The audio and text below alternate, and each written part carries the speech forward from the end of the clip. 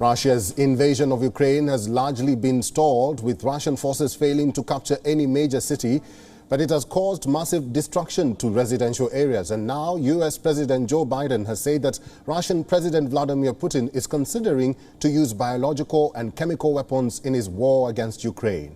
The remarks from Joe Biden came after Russia's defense ministry accused Kyiv of planning a chemical attack against its own people.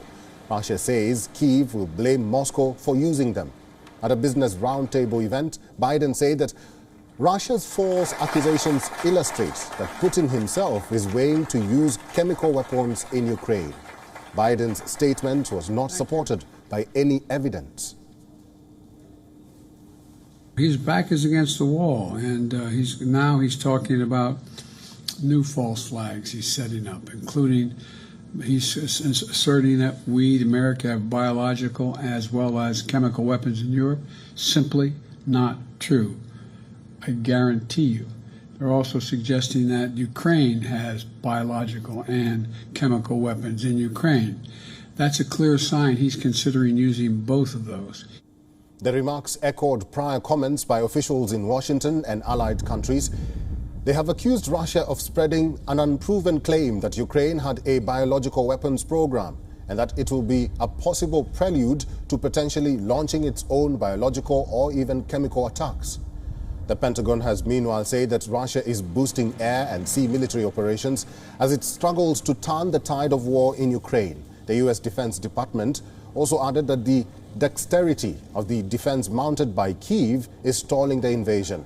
Pentagon said that Russia has increased activity in the northern Black Sea. A senior U.S. defense official said the Kremlin is desperate to increase its momentum as troops have grown frustrated and flummoxed by Ukraine's resistance.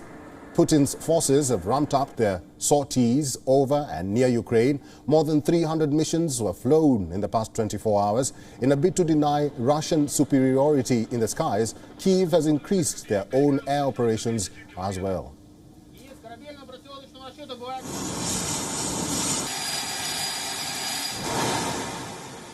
What we're seeing, again, we think, is the Russians reacting to this lack of progress by stepping up these attacks to try to forcing this violence on the Ukrainian people to force the surrenders of cities and towns that they have not been able to make any progress on the ground. And for more on this, our correspondent Giles Gibson is joining us live from Riga, Latvia. Giles, good to see you and welcome to this broadcast. Some of President Biden and Washington's comments about Russia's President Putin and claims of use of chemical weapons haven't gone down well with the Kremlin. Could this have direct impact on the negotiation efforts between Ukraine and Russia, and also Biden's expected visit to Poland?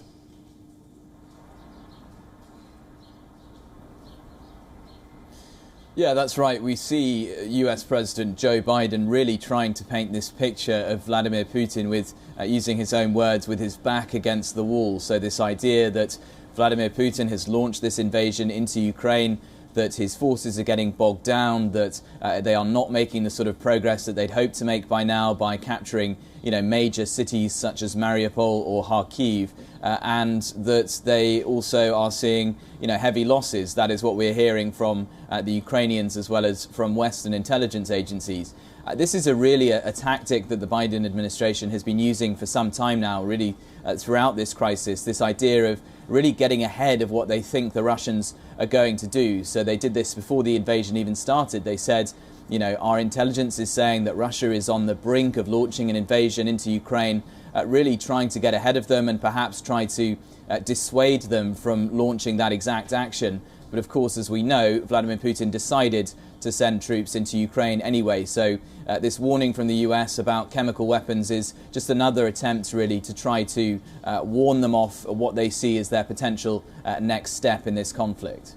Giles, the US has also warned Baltic nations to be alert because there are fears that Putin may extend his war to nations that, border Ukraine. What measures has the Latvian government, for example, put in place to avert this so-called imminent threat?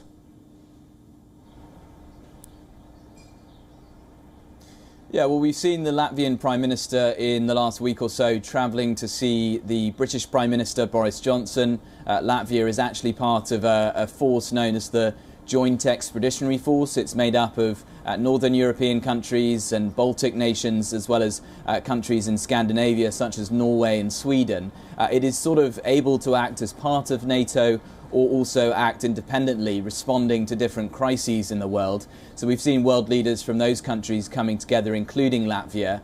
Walking around the Latvian capital here in Riga, you do get this sense that there is a real sense of togetherness, of unity with the Ukrainian people. There are flags, Ukrainian flags, all over this city. I saw on one street corner this little collection of blue and yellow Ukrainian candles, so candles in the colours of the Ukrainian flag. But I think also amongst the government, amongst senior civil servants, there is this real heightened sense of awareness that this country has a very long border with Russia on its eastern frontier.